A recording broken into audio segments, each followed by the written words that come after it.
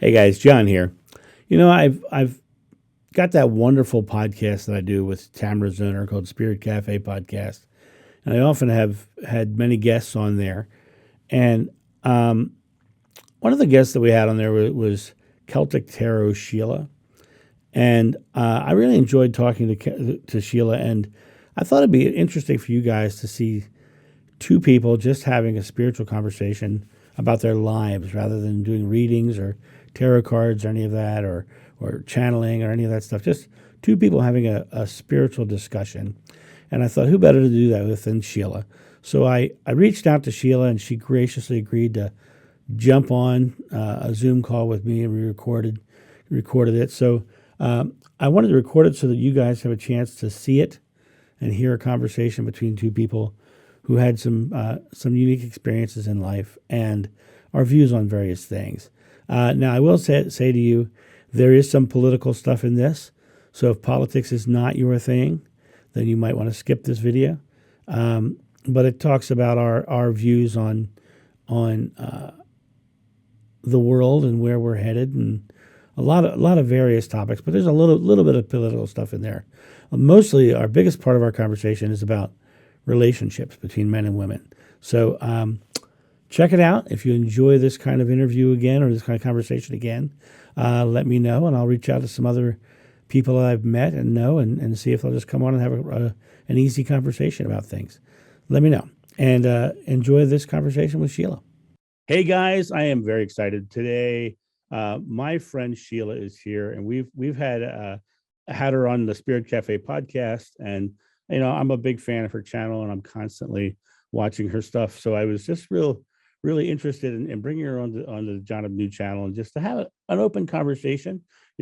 She's someone who's very open to doing the spiritual work all the time, and I just want to have a conversation that's free and easy, and we can do spiritual work if we want, or we'll talk about spiritual matters if we want, and just have a conversation. So, ladies and gentlemen, let me please welcome to the channel, Sheila of, was it Celtic Tarot, right? Right. It's Celtic Tarot Sheila. Yep. Celtic Tarot Sheila. I just knew you, Sheila. All right. Everybody knows. So it's been fun getting to watch your channel and seeing all the cool stuff on there. And I love how you just occasionally just jump on and just get hit by spirit, consciousness, source, whatever you want to call it. I call it yada yada. But do you often get whacked in the side of the head like that and say, "Hey, jump on real quick"? Right. Well, it's not as violent as whacking, but I often call it the cosmic 2x4 myself. Yeah, exactly. Mine's a little softer, But yeah, I do get that. I mean, I'll go on for sometimes a few days. I'm like, I don't have that, whatever that it is, to get on and say something, and then it'll overwhelm me, and I have to do everything I can just to get on YouTube, because I know that spirit is hot and heavy and ready to go, and I get on, and sometimes I do a live or I do a video or whatever sparks my interest that day. So yeah. Do you ever get that for someone? I had one night when I was going to bed, and I opened up my Facebook on my iPad, and I saw someone's face. I said, "Oh, I have a direct message for her." And so I'll just send her a quick message. And it was funny because I hadn't spoken to this person in easily 2 years. And the message I got was, if you stop carrying her, your hip will stop hurting. I mean, that's literally the message that I got. And I sent her, I just follow whatever I'm told to do, I do. So that is true. Yeah. I've done that many times, but I also ask spirit. Now, your friend, probably received it well. I've had problems with receivers not receiving it well. So I always caveat that, I get the message and I caveat that with asking spirit, "Hey, do you think they would enjoy, or do you think they'll accept this?" And sometimes I'll get it. Sometimes I won't. Sometimes I won't care. I'll still deliver it, Right. Yeah. So you have to sometimes back into it. I remember many years ago, I was in my mom's house, and my cousin had committed suicide, and I was in my mom's house, and I was I was in a room that was completely encapsulated by the rest. There's no windows in it. And so it was a bedroom, and it was like the darkest room in the house midday. And I was sound asleep in this room. And I literally saw an aura in the room that wasn't my own. And I knew intuitively it was my cousin. His name was Carlos. And I got all this information that I'm supposed to talk to his mother and let her know that, this place was not a good place for him and he's in a better place. Right. And I was like, okay, so how do you broach that subject with my Catholic aunt? Right. So it's interesting how the universe, God puts you in the right place at the right time. And it was the following Sunday. I woke up and my mom was at church playing the organ. My father was on the golf course. The only people in the house that morning was me and my aunt, who was there visiting. So here I was with my aunt, who I'm supposed to deliver this message to. So I go out and I sit down next to her, and I'm drinking a cup of coffee, and I say, have you ever heard of auras? Right? And I started with talking about auras. And as I spoke to her, I started getting metaphysical and spiritual stories back from her time in Peru. And once I realized that she was open to it, I was like, well, I saw Carlos in the room the other night. And before I could say anything else, she says, is he in a better place? And I said, it's exactly what I'm supposed to tell you, is that he's in a better place, that here was not good for him, but there he is. And so I found it really interesting how when I got into that situation, I realized I had to back into that slowly. And so when you deal with some of your people, do you have to do the same thing? If you have to back into it slowly? Oh, absolutely. I mean, I want to deliver just like you, I want to deliver the most honest, forward, direct message, from spirit. Sometimes we do have to cushion the blow. Sometimes we have to lay the foundation, just like you did with her. You started talking about it, and she kind of got that message of subliminally, right? She kind of just literally just sitting with you. She got that message. That's how powerful spirit is that we can just be in the vicinity, and sometimes that deliverance will be right there and available to them. So it's just being so connected with spirit that we just kind of have spirit navigate and help us out, whatever it is that we need to do. I agree. And I always tell spirit, I'm willing to deliver the message. I just need you to teach me how to do it. Right. For this person. Well, that's one of the things that impresses me so much about you, is that you do come from all kinds of different modalities. I mean, you do channel, you do read cards, you do, you probably do automatic writing probably as well. I have done automatic writing, to be honest with you. And I think now that you mentioned that, I had somebody do Adam from Stargazing Astrology. He had done my chart, and he's on YouTube if you guys want to go check him out. But anyways, I have Gemini, Sagittarius, Aquarius, Gemini. Okay. I am Gemini'd up, let me tell you. So I was so curious as to the reason why that was. And he finally gave me that answer, or that explanation that I've been kind of like searching for, is because I can communicate from the other side to here. I am the communicator, right? And I'm not the only communicator. Don't get me wrong. Don't give me a big head, but I am a communicator. Therefore, all modalities, I have tried to see if I like them. To communicate, because every single thing, be from cards to, remote viewing, whatever it is, I find that as a communicative tool. Right. And I have done automatic writing where I would sit down, and I'm not a speller from get-go. I don't spell very well at all, never have and never will. I'm in my 50s. It's not going to change.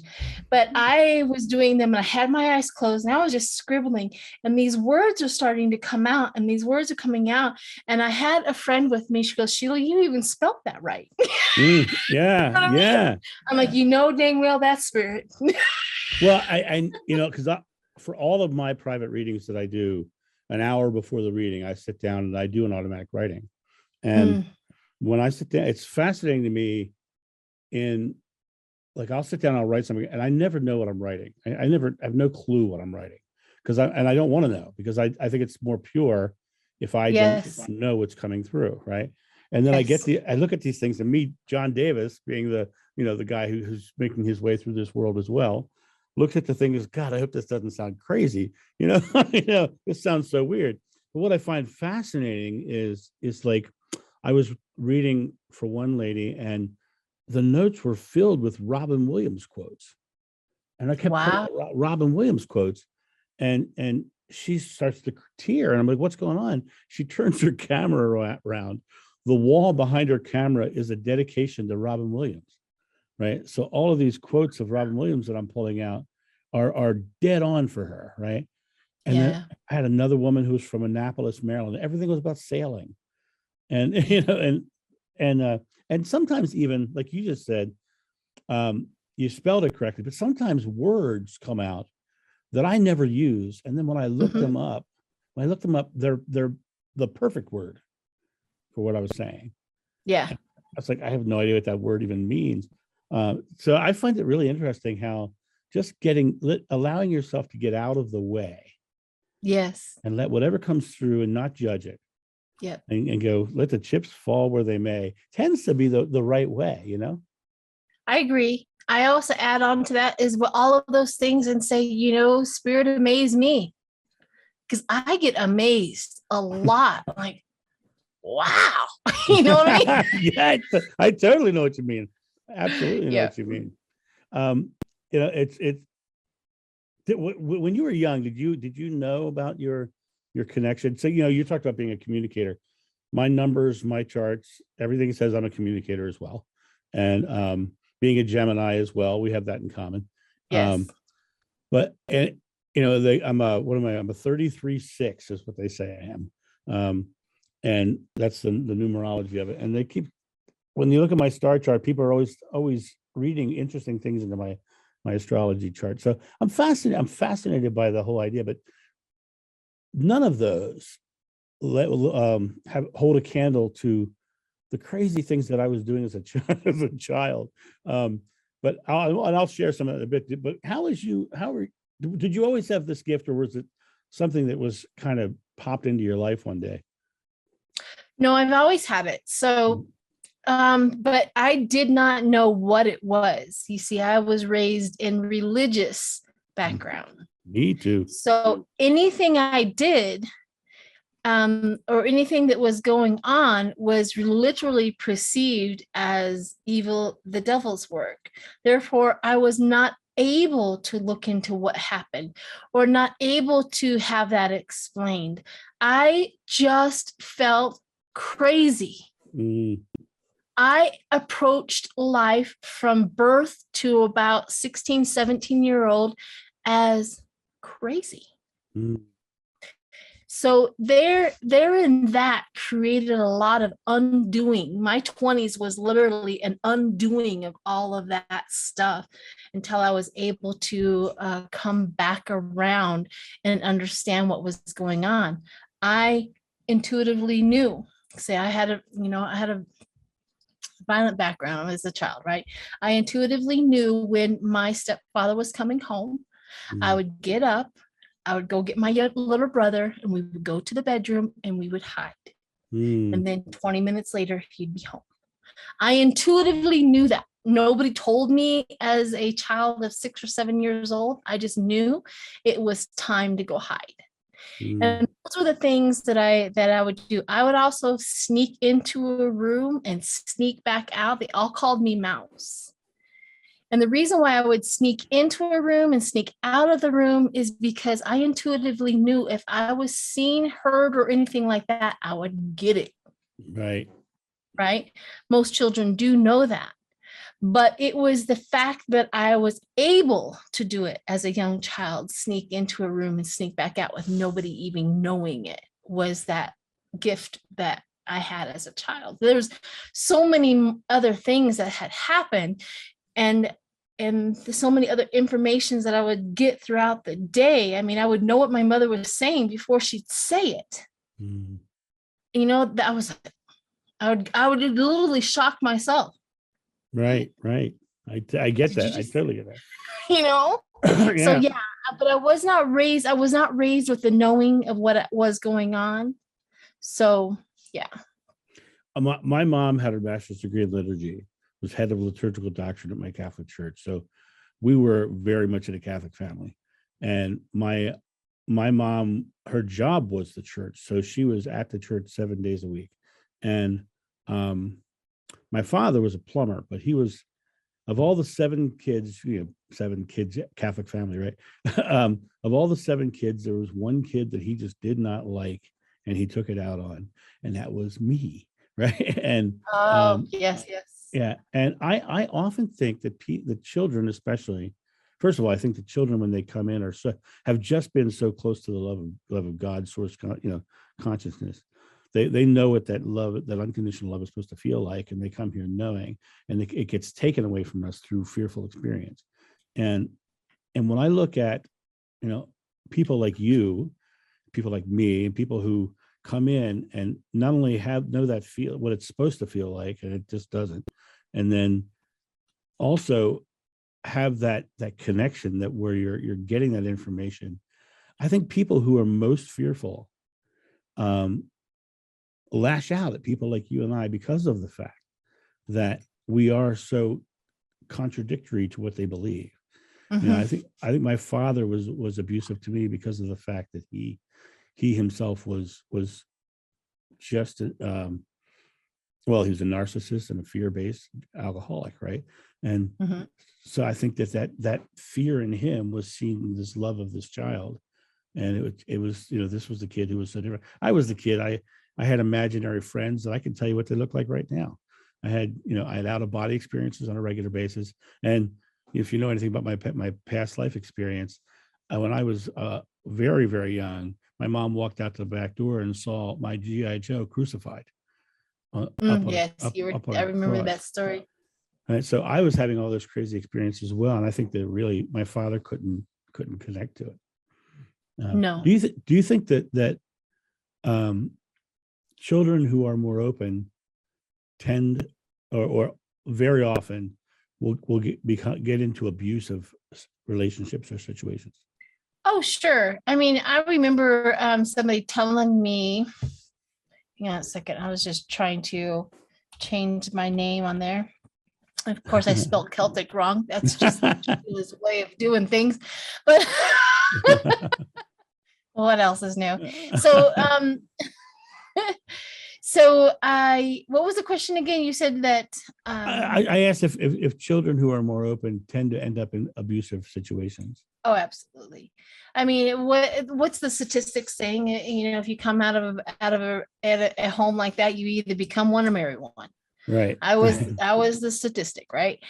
I never ended up with somebody who would hit me or anything like that. I came out of that whole situation like, don't hit me, I can bury you. You know what I mean? I have a big backyard, but I never had that, but I had all of the others, the mime, the mistreatment, the cheating, all of that. So I would pick the worst of the worst. And I always said this, that if there was a room full of angels, say 10 angels, I will always pick the most dysfunctional angel out of them. No doubt about it. I would pick the one that's almost fallen, right? Right. Angel. Well, I'm divorced 3 times, and I decided a long time ago that I really should write a book called "My Picker's Broke." Right? Yeah. Women always say that too. My picker's broke, but we use a different word. But anyways, that's funny. But, for me, when I look at my relationships with my 3 exes, in many regards, they were very much a representation of my father. Mhm. You know, they were very narcissistic. They were very much their way or the highway. And I had to change who I was to please them, and that wouldn't please them anyway, because Right. this doesn't work. There's no way of filling a narcissistic belly.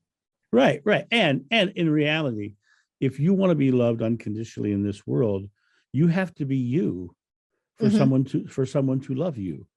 This is true. You can't, because then they claim that you've changed. Right. Exactly.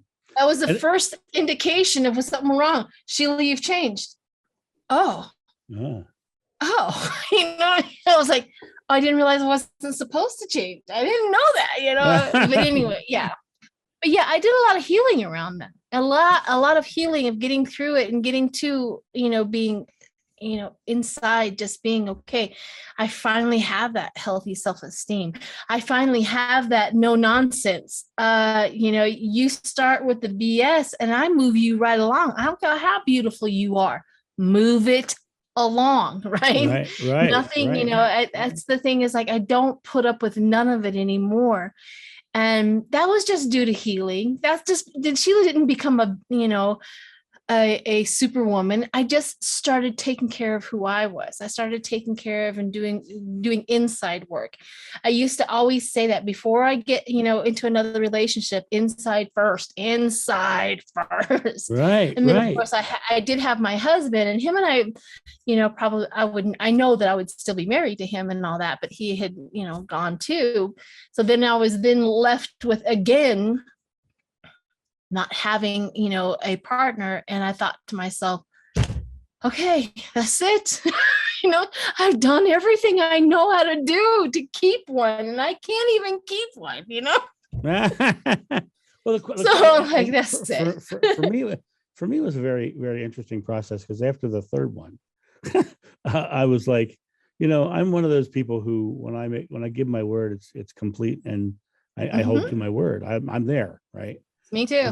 And so when that happened, it was like 3 times I was like, oh my God, how is this? Right. Then I realized that my intentions of getting married were really out of fear.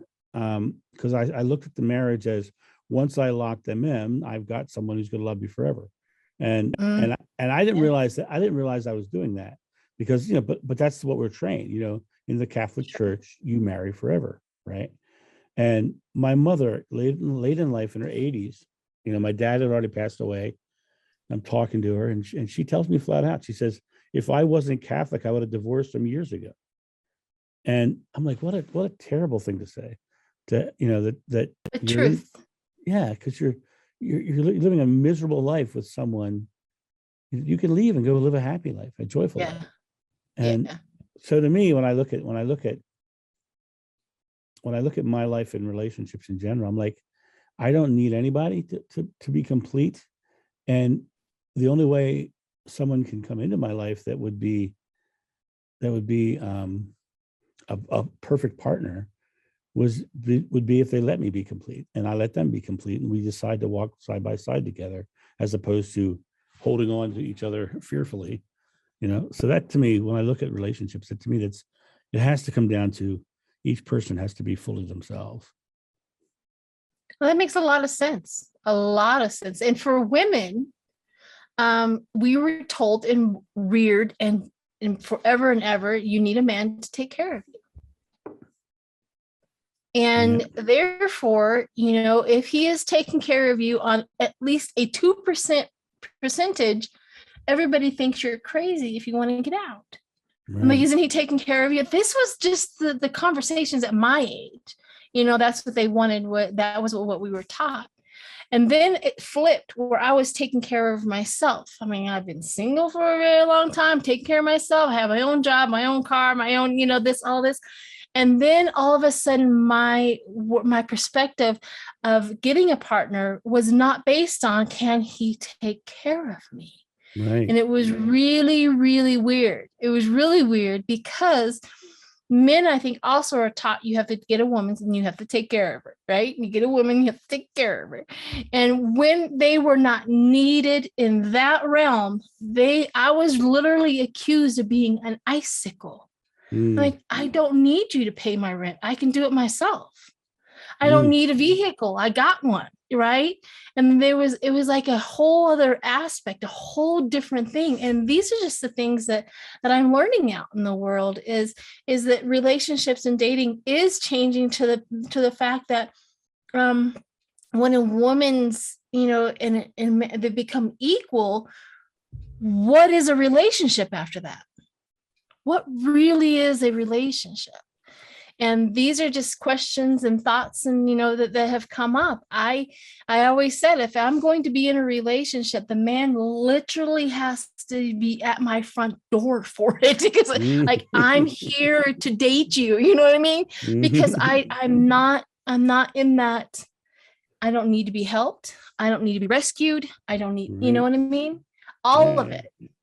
Well, so you want to take me out to dinner? I'm paying her half. I don't care what you say. I love what Nietzsche said, though. Nietzsche said, if you want a successful relationship, you have to foster the friendship first. Yes. And, in all of my relationships, I was never treated as well as their friends. And, and it was often, well, my husband, blah, blah, blah, blah, blah, right? And I'd walk into a room and they'd whisper to each other. And I'm like, I'm your friend. I'm a friend too, Yeah.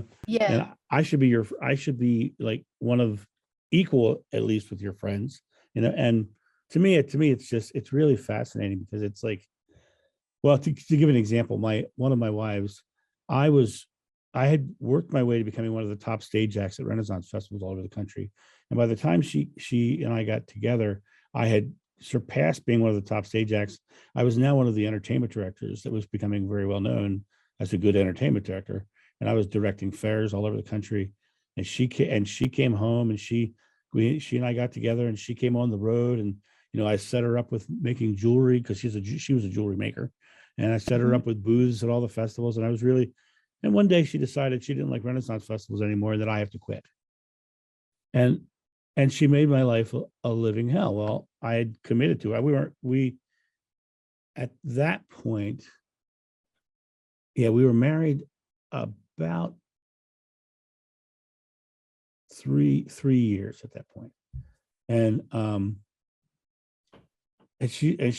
was like, I committed. So I ended up leaving this career that I had built over 20 years. And I was depressed, and I was living in a house I didn't want to live in, and I was living in a city I hated, and everything was completely. I completely tore my life apart to please her, and it was a downhill spiral from there. And she had set major milestones. She wanted a baby by a certain age, and once she got the baby, that was it. She was done. She was out, and within a year and a half, she had a new boyfriend that she had picked up online. And then within 2 years, I caught her, and it was just like, it was a downward spiral. And I was like, even when I caught her, I was open to the point of, well, let's fix this. Obviously we have problems. Right. Right. And she was like, nope, I'm out. And she left. Right. And she actually, in leaving, on the way out the door, she says, don't tell your parents anything that happened. I was like, because she didn't want them to think bad of her. Yeah. And I'm like, this really was all about her. But to me, when I look at that, it's like, the real issue in all this was I was too selfless. And when I look at the word ego means self-awareness. And most people think of it as a bad thing. It literally just means self-awareness in Hindu. And out of whack, it can become. Right. Exactly. You get out of balance to the narcissist side. You can also get out of balance to the selfless side. True. And that's what you were, is out of balance. Right. Yep. Right. And if you give too much of yourself, you get depression, and you get weak, and you get diminished. Right. And I think that's a lot of the issues we see in the world right now, is people are just out of balance in their self-awareness, rather than than realizing that it's an equal balance. You have to love yourself as equally as you would love someone else. And that's got to be really, really key in life, I think. Yeah, I remember coming with somebody's like, "Oh, you just gotta love yourself," and I'm like, "Oh, thanks. That was great advice." And I go, well, and love yourself. Just leave me hanging with just that great bit of great advice. Right. But love yourself it's interesting because to love yourself sometimes means you have to be the consequence. And to love them means sometimes you have to be the consequence. And people who are selfless tend not want to hurt anybody else. Or but sometimes you have to be the consequence. Because I came up with a motto, and this was in between my last husband and even after my husband, I got it again, and it's like, I will not sacrifice me for you. There you go. That's brilliant. And that really put down a foundation of all aspects. I will not, and I have to agree. Like, we're going somewhere. Let's just get to the basics of dinner. Haven't you had like all out drag out fights over dinner, just picking a place to go to dinner, right? As a Gemini, I don't care where we eat. I'll make a meal no matter where we go, right? Right. And so, and then they would pick it. And then we're going in, and I'm sitting down, and I'm like, well, there's not much here. All of a sudden I'm in trouble because I said there's not much here. Right. I will figure out something, right? And it's just a conversation that I'm having all of a sudden, or the other one where I don't want to go, out to, I want to stay home and you want to go out. I want to stay home and you want to go out. All of that kind of stuff that we have as a relationship things is I will not sacrifice me for you. Therefore, if I truly am not wanting to go, I am not going to go. Right. Like, you go. Right. You do something wrong while you're out there, I'll catch you. You know what I mean? Right. and with my last wife, she had a group dynamic thing where the group were actually where all her friends were the most important, but they were also indecisive about everything. And so at the end of a Renaissance Festival weekend, they'd all go to dinner somewhere, right? And they'd start about noon. They'd start saying, where are we going to go? I don't know. Where do you want to go? I don't know. Where do you want to go? And there's like 15, 20 of them going through this. So I learned this is a little trick I learned. I learned very quickly as this process starts, you walk up to somebody, instead of saying, where do you want to go? Saying, hey, tonight we're going here. And I list the place that I wanted to go. Yes. Right. And everybody gets on board by the end of the day. And I always eat exactly where I want to eat. Yeah, right? that works too. It was great. I totally figured it out. You be indecisive, I'm going to decide. Right. That's true. I love this conversation because it really kind of shows a lot. It also shows that this being you is profoundly important. Oh yeah. And profoundly important. I mean, and I from a spiritual perspective, I think the more authentic you are, the more you are resonating with God consciousness, whatever. You are more in tune with the oneness, because the things that make you joyful are coming from a loving place. Mm-hmm. And so the more you can resonate into positive excitement and joy, the higher vibrating you are. And I think that you only do that when you are truly authentically being you. What's your thought on that? And I agree with that, because when you are with anybody, like any friendship, anything like that, now the weirder you are, the more I enjoy. Right. You know what I mean? You're not going to be a criminal in front of me. You're not going to be, any of that. But I'm just saying that I would look at something like, that was weird. That was fun. Right. Right. Exactly. I totly get that. I totally get that. Something unique, something different, something that's authentically them, and I've watched people in the group dynamic around that last wife. I've watched people all vying for power from their perspective. And what I found was, in her group, all of them were trying to outdrink each other. Mm. And so it ended up being the one guy, his eyes were yellow because his kidneys were starting to fail. Right. And his liver was having problems, right? Sacrifice you for them. Yep. Right. And I wanted to ask you, because I have a theory that I've been really curious to ask somebody like yourself. I have a theory that addiction is literally just medicating their fear. And when I look at it, let me just explain this real quickly. Fear has a primal response, and that primal response is that we hold air in. That's why when people are afraid, they feel like they can't breathe. It's not that they can't breathe; it's that they're physiologically holding air in so they can run further and faster. It's a primal response.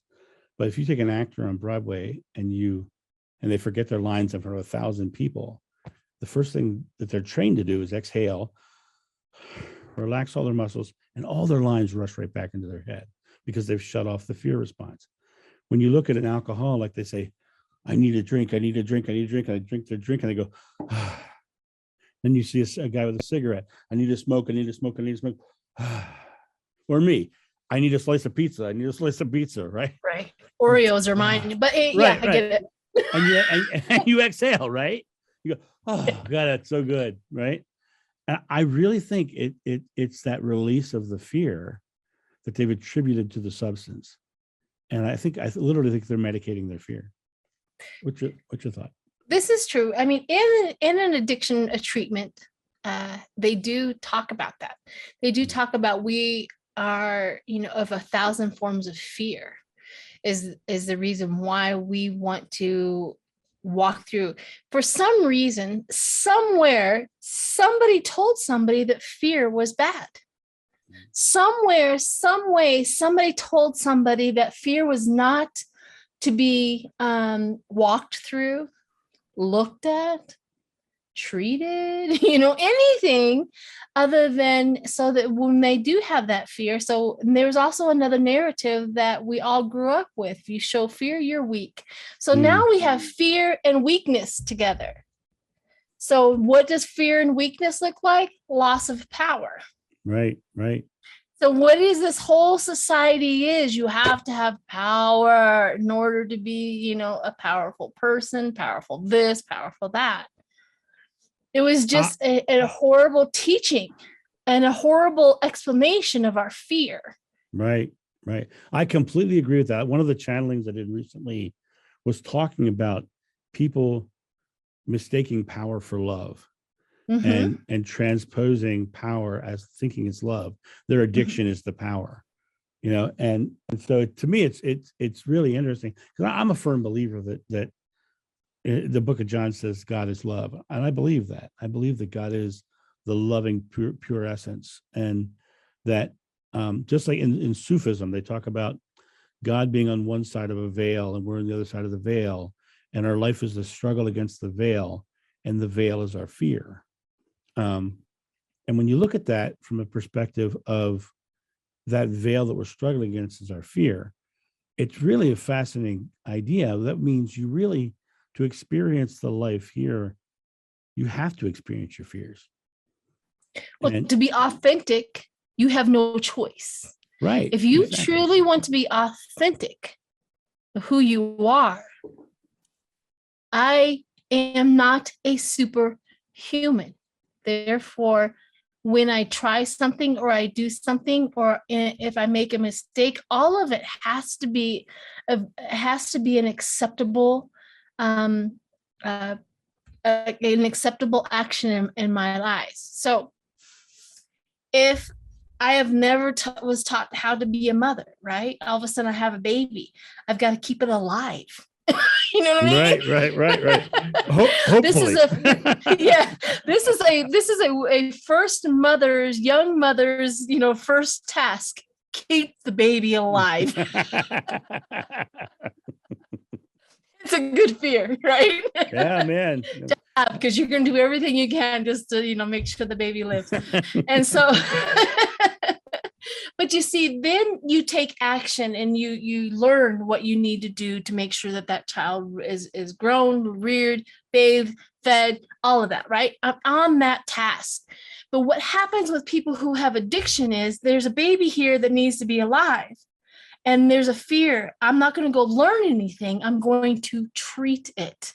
And right. therefore, treating it literally obliviates any action of going forth and just addressing the fear of and getting it. The more I learned about how to take care of a child, the less fear I had. Right. And Right. and it happens at every single aspect. Therefore, it becomes the only thing you treat fear with is alcohol, drugs, and sex, and whatever else anybody has. So we have that aspect. There's so many other aspects. All I'm doing is showing you from a woman's, fear point of view how to do that. Or when you are left alone and you have to take care of, these children all by yourself after being married. Now you're making the money. Now you're making the rules, and either I learn how to do that or I treat the fear. Right. I treat the fear. And treating the fear becomes dangerous because the alcohol will lie to you on a regular basis. The alcohol never, ever, ever tells you the truth. Alcohol, drugs, or whatever never, ever teaches you how to do what you need to do. Right. But alcohol relieves the fear instantaneously, and they think that that's the answer. Right. Now, right. Drug addiction has a whole other aspects. I don't want to pretend like I know anything and all that about drug addiction. This is just one little tiny, minor, tiny thing about a drug addiction and all that. There's so much more. I would definitely recommend anybody that wants to understand alcoholism to read the book of Alcoholics Anonymous. Anybody that wants to learn about drug addiction, read the book of Narcotics Anonymous. Right. Anybody that wants to learn anything about it gives you a lot more bigger perspective. But yeah, they're 1,000 forms of fear that they're trying to treat. Right. I completely agree with you. And what's interesting, when you look at fear from a scientific perspective, fear is an emotional reaction to a future event that may or may not happen with you focused on a negative outcome. Oh, absolutely. It literally is negatively focused uncertainty. And they have to be focused on a negative outcome because if they weren't, they wouldn't be afraid, right? So it has to be focused on a negative outcome. And it's interesting because those thoughts become habitual very quickly.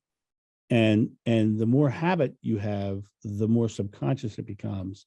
And the most famous Buddhist quote out there is "Life is suffering," and it's a mistranslation.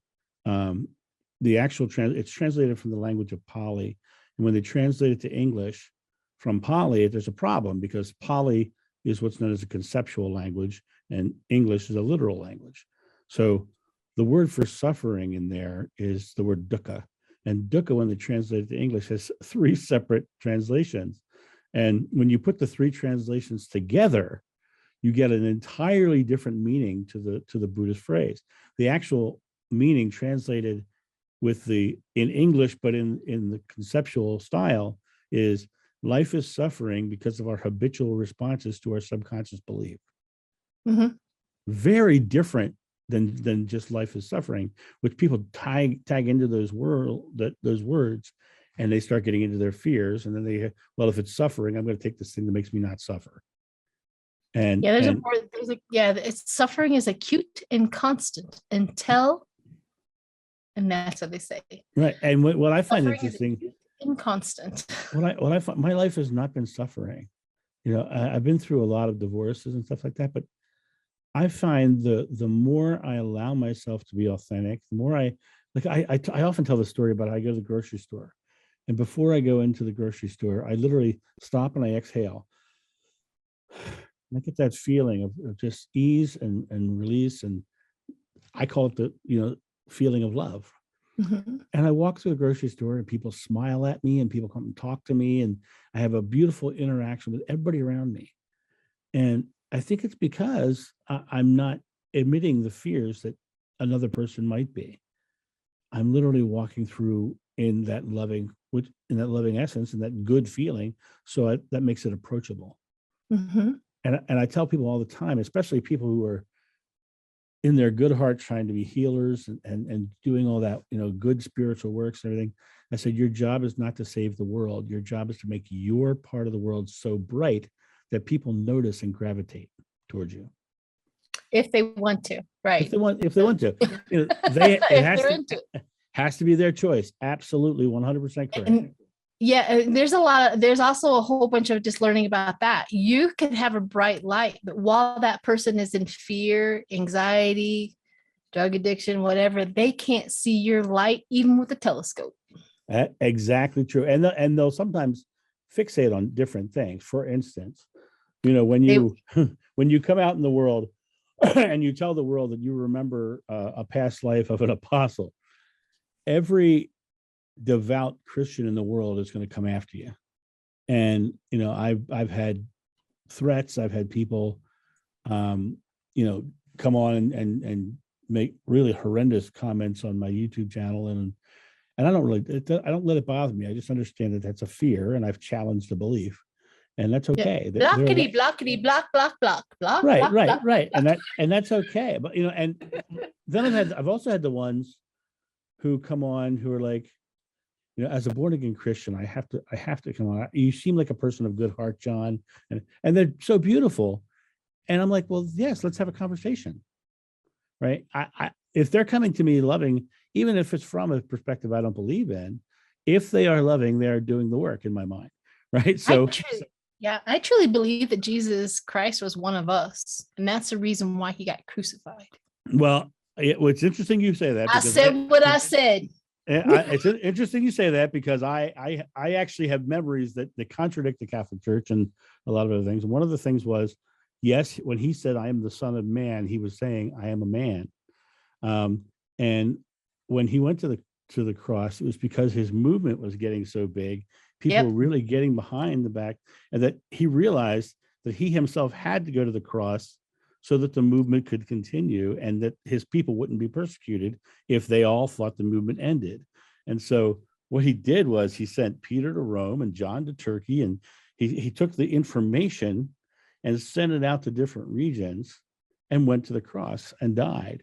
And one of the most profound memories that I have from my past life regression is there's a moment that nobody ever talks about, but on the hill of Golgotha, and this little thing gets me every time, because I can feel it as I start to talk about it. It makes me kind of twinge a little bit. But that it was a stone hillside, and they had chipped a hole into the stone for crosses to stand up in, because they were reusing crosses. And they bring you up, they lay them down on the cross. They nailed through his wrists, not his hands, and they nailed through the sides of his ankles into the side of the cross. And then they lifted the cross up, and this is the moment. They lifted the cross up, and it dropped down into that hole, and it boom jarred him.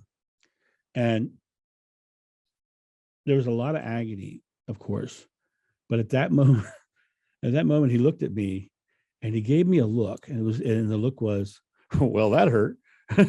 It was like trying to make light of what was going on in front of me. Right. And I had real distinct memories. The only reason John was, or Jeshua called him Hannah, the only reason Hannah was there is because he had promised he would take care of his wife and his mother. And the wife and mother were not leaving this for the cross. And John was there taking care of the women, Jeshua's family. But that moment of him looking at me and almost making a joke at a moment like that, when he knew exactly what he was doing, and he was trying to make us feel better so that we could get on and do our work. But yeah, he was absolutely, man. People ask me all the time, John, why don't you remember all the miracles? Like, first of all, my memory is incomplete. I have glimpses. Second of all, I'm not sure he did miracles. I'm sure, I remember him after the crucifixion, so I know he came back from that. But I don't have memories of walking on water or any of that stuff. And it's interesting, because the emphasis on those stories really came after the Nicene Council, when when the pagans took over Christianity. And when you take the stories of all those miracles and everything and you combine them with pagan mythology, you find a lot of the same stories in pagan mythology. So he was a very divine man who understood his divinity, and he also understood our divinity, and that we were all the same. We all had the connection to the oneness of God. And that's what I believe. And that comes from my memory stuff. Sure that the book of the and this is going to be, you can edit this out, but I don't believe, but maybe 3% or less of the Bible. Well, I completely agree with you. I mean, when I read the ancient text, and I've read the Bible, the Quran, the Vakanamrut, the Bhagavad Gita. I've read as many ancient texts as I can. The reason I'm doing that is because I'm finding the same truths in all of it. And what I'm doing is, as I'm going through, well, that rings true to me, or that feels right to me, that feels loving to me. And that's what I follow. When I look at the Old Testament, where it says, God sent 2 bears to kill 42 children because they made fun of a bald man, I don't think that's loving. I don't think that's right. Right? Yeah. God killed Lot's wife just for looking back. And nope. Not the love. Yeah. Not the God I follow, right? So, but there are correlations in all of it, though. The Buddha says, what you think you become, you create your world. Krishna said, you are the culmination of your thought. The Bible says, as a man thinketh, so is he. The philosopher Descartes said, I think, therefore I am. And Shakespeare himself said, there's nothing good nor bad, but thinking makes it so. And so that is something that I would call a common truth, or a universal truth, that our thoughts are creative. And fascinating me right now is noetic science is now proving they're actually able to measure thought waves. And when they've been able to measure that, when you focus thought to a very specific point, the waves stop at that point. And they know something's happening there, they just can't measure it. So the thoughts are going to that point of creation and creating. And they're now proving that scientifically, which I think is fascinating. I'm all about proving spiritual topics scientifically, because I think that's where we're headed, is the understanding of what all these ancient people who had a different understanding had. Right. What's your thought? On learning and the scientific aspect of the whole thing. Yeah, so, tying it together. I don't know if we can measure spirit. I don't know if we can really get in there and do that. If we could, that would be wonderful. However, I literally find truth in my experience. Yep. You can tell me until you're blue in the face something has happened, and unless and until I experience it myself, I find it's like, oh, well, if this could happen, then why couldn't that happen? So my expansion becomes bigger and more, just like with talking about that with thoughts. I truly believe to monitor your thoughts. Keep your thoughts as pure as possible. If one horrible thought comes by, let it go. You don't know where it's been. You don't know who had it. You don't know where it's been. Let that thing go. Right. I have a girlfriend who always says, bless that thought and let it go on down the river. But our thoughts are incredibly important and very powerful in our lives, and very powerful for the people that are around you as well. Right. Have you ever been in a line for a grocery store, and I'm exhausted, so I don't have any, and I'm starting to hear this thought, I'm starting to hear that thought. I'm like, oh, enough, because you're infecting my own thoughts. These people that are standing around me are infecting my own thoughts, which my own experience means that my thoughts are extremely powerful on the aspect of that too. If I'm standing in that line, I need to also permeate good, happy, joyous thoughts, because I'm affecting the people around me, whether they know it or acknowledge it or want it or not. Yep, that's exactly what I said when I walked in the grocery store myself. I go in there with that positive intention and that positive loving intention. And what happens is the people around me are smiling at me and laughing and joking and talking to me and having a good time. I just went to the Sam's Club this morning to buy some groceries, and it was being Sunday morning, it was packed. And Yes. I came down the aisle and I had to cut between these people coming this way on the aisle, and there were so many of them. And I took the turn to go between two carts, and I just gave a look like this. Right? And the lady behind me smiled and laughed, and she thought it was the funniest thing ever, right? Yeah. But I could have done that same thing like this, Yeah. and Absolutely. it would have been a There's very no different reason. experience. No reason. No Be loved, reason. be joyful, be happy, and you Why create not? the experience. Right. Got nothing else to do. Everything else sucks anyway. Right. Yeah. You know, I think it's really amazing. I think it's amazing how much you can affect your surroundings just by simply feeling good. Mm-hmm. You know, Just sitting there saying nothing. Right. So out of curiosity, where do you think, for me, I look at these past 5 years of all this negativity and all this stuff that have been happening in the world, and all, even the coronavirus, all those things that have happened in the past 5 years. I really truly believe that they are the growing pains into something better. And I really feel that. What is your thought on this? What the things that are going on, what they're transitioning to? Well, yes, I've been saying this for quite some time, that we're heading into a new world. I've also said that our world was so sick that we brought on a virus that infected the whole world. We had that aspect where what did we attract? What do we have? What have we just attracted? Right. And now we're walking through it, and it's done its job, as in rearranging and getting in there and starting to rearrange the thought process of so many people. So we all had to choose through the virus. We had to choose Democrat or Republican. We had to choose. I mean, I've been most of my life Democrats, Republicans, right? I had to literally stand for something, choose. So there's so many from 18 years on up, people had to choose now. Right. And the nice thing about that is the minority opinion is wonderful and great, and it can skew a whole bunch of thoughts.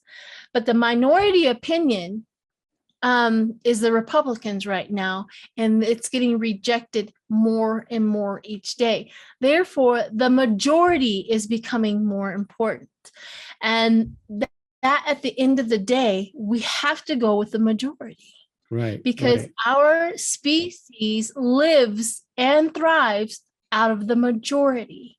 Right. And I am very grateful that the majority was negative thinking, brought on virus, brought on the chaos, brought on everything. And now it's skewing to the majority, now is going the other way. So how powerful is everything? Your negative thoughts can bring forth the majority in which we experience, and now it's going to the opposite. Yeah. So at the end of the day, you have to choose. That's just the reality. You have to choose which way you want, which way you're thinking, which way you want this world to go. And here is also the critical mass. Once we hit a critical mass, people who have not chosen yet will somehow, some way join the majority, and they don't even know why they're joining the majority, because critical mass is also an energy. It'll all line everybody up. Right. And that is also coming to fruition, where the whole world had to choose what to do in the virus. Right. The critical mass had to choose. I love all that. For me, I've often said I'm a one issue voter, and that one issue is I have a son, and I want my son to have a world where he can get a good job, have health care, do all the have a good education that's equal to anybody else's education. So all these things are all important to me. That creating a world where people love one another, basically. And in the Socrates said, when the debate is lost, slander becomes the tool of the loser. And right now, it's interesting when you look at the two sides. the one side is calling the other one names, or Yep. and they're calling names on both sides. There's far left and far right, and I think it's more Oh yeah. more left leaning, and I think it's mostly left leaning. I agree with you that it is predominantly left leaning, but I think there are Yeah, some the on majority. the far out fringes of the left that are actually kind of harming that modality. But the But far they out on will the, also be brought back into the fold, you see, and I they are agree. for so far out, but they're also going to fall back into. Yep. And It's not like the fringes are we can't be afraid of the fringes on our side. You know what I mean? right. Oh no. And I really think that you're seeing like even on the Republican side, you're seeing all the moderate Republicans who are jumping ship and coming over to the They and have voting. to choose. They have to choose, and when to me it comes down to what are they trying to enact, and when one side Republicans literally said we have no agenda but get the Democrats out of office. You literally said you have no agenda. You have no. Yeah, they have no purpose other than to gain power again. Right, exactly. So That's to me, their only purpose. that was a huge sign for me that they're on their way out. And I know my channel doesn't typically have political stuff, and I don't really care if it does or doesn't. My channel is about my authentic truth, and I'm just speaking my authentic truth, and as are you. And I think that's beautiful. But and I find that these past 5 years, with Donald Trump and everything, there were so many hurtful and harmful things. And it's like just like the other day, these poor kids in Texas getting shot, and that's all because of the love of money. The NRA is paying for Governor Abbott, right? And so of course he's going to bow down to the dollar because that's where his power. He's addicted to the money. And so to me it comes down to what do you truly love? When you look at the list of the happiest countries in the world, the top 3 are democratic socialist countries. Yep. Denmark, Norway, and Sweden. No. They addressed the right thing. It's the gun, not the people. Right. And like they had one. People cannot get a hold of a gun, therefore nobody gets shot. Right. They had one school shooting in New Zealand. They came in and they took the guns away. Nothing happened. Right. Yep. Nothing happened after that. I don't think there's any reason why anybody should have an arsenal to arm a small army in their basement. And there's more guns in the United States than there are people right now. Yep. And the percentage of those who are hunters is very small. Yep. And nobody's out there really, really hunting. Right. And they always say I have my AR-15 for home defense. And yet, when you look at the news, you never see stories about someone defending their home with an AR-15. No, you hear about school shootings or terrorist attacks with AR-15. So to me, it's like all of our mass shootings in the last 20 years, every single one of them had an AR-15. Or an AR-15 style, right? Yeah. To me, that to me should say something. This one kid who got caught before he did the shooting, like 2-3 months ago. He had a foldable. It was a Celtic Sub 2000, what it was called, and it was made to fit Glock magazines. But it was small enough to hide in a backpack. It opened up into a full-size rifle, and he had like 5 30-round mags. So he had 5 magazines with 30 bullets each. What do you need to hunt that many animals? It's like, aren't there rules about that too? So to me, I think gun reform is something that's desperately needed in this country. And the people who are very much into guns, I think it's very interesting to watch, like the people who are very much into the gun rights. They call themselves militias, and they don't understand what the word means, because a militia in the dictionary is a group of civilians organized by the army to help the army achieve goals, right? When you look up, they understand exactly what they're doing, right? But what they actually are, when you look up the word, they're actually vigilantes. because they don't. Yeah. It literally says they don't believe the government can rule them, and so Yeah. But I take another take at these people who show up at state houses in full camo, carrying guns because they have the right to open carry. I don't look at them as militia members or patriots. I call them America's Taliban, because they're there to intimidate with their guns, Mhm. and to force their ideology on others through fear. Yep. That's the Taliban. That's what the Taliban does in Afghanistan. And I've been to Afghanistan. I've seen the Taliban firsthand. I've been there 4 times during the war. And The thing about it is I have no idea how we're going to pull back. yeah, I think there's going to have to be some big shifts. And What they want is for the Democrats to throw the first punch. right, That way they have justification. You guys started it. right. And I think that in politically, the race to watch this time is Beto O'Rourke and Greg Abbott. Yep. Because if Beto O'Rourke wins, that really shows you that Texas is shifting towards gun reform. Huge win for this world, for this country. Have you read on Texas? Yes. And Beto, and whether Beto, yes. What'd you get? In my readings, Beto O'Rourke's cards are excellent. Greg Abbott's bad every time. So he is projected to be the winner, especially in the tarot card readings with a lot of readers. He is projected to be the reader. I think he's gained even a more massive following after this shooting. Oh, I'm sure. Because he is the guy for gun reform. Yep. He is the guy to stop the hurt and the pain of Texas that they all have experienced. So right. I agree. Is there anything you'd like to read on today, or do you want to just let that go? Keep it as a conversation? No. I'm good with the conversation. It's fine. I think the conversation is great. I don't think there's a need. I think that I don't want it to necessarily be a dog and pony show.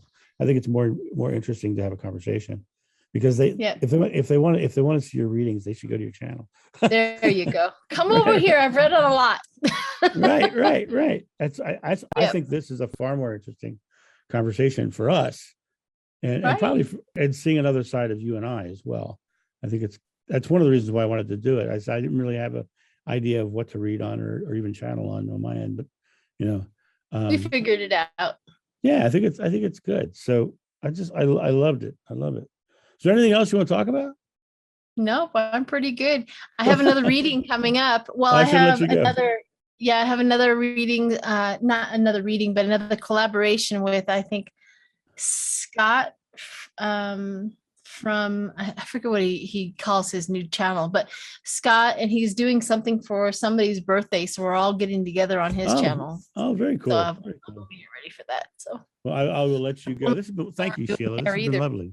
I hope you enjoyed it. Hope you had a good time. Yep, it is. Yeah, lovely. I have more than happy to come on and have conversations and talk about subjects. Absolutely. Yeah, we'll do it again. Well, guys, thank you for joining me today for this conversation with Sheila. I thoroughly enjoyed my time with her. We spoke for an hour and really had a great time, really seeing some of the same ground we've tread over the years, and how much like-minded we are as well. So I thought that was a great conversation. If you're interested in hearing more conversations with people without them doing predictions or any of that sort of thing, let me know, because I think it's interesting to meet the people behind the readings, and they do their readings and stuff on their channel. So there's really no reason for them to do it here on ours. Make sure you subscribe to Sheila as well. She reads in all kinds of different ways, and it's just very fascinating. So there you go. You guys have a great day, and I'll talk to you soon. See ya. Bye.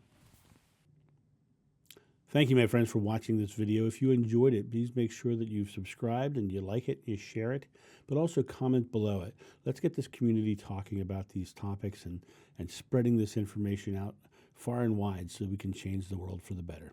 Thank you.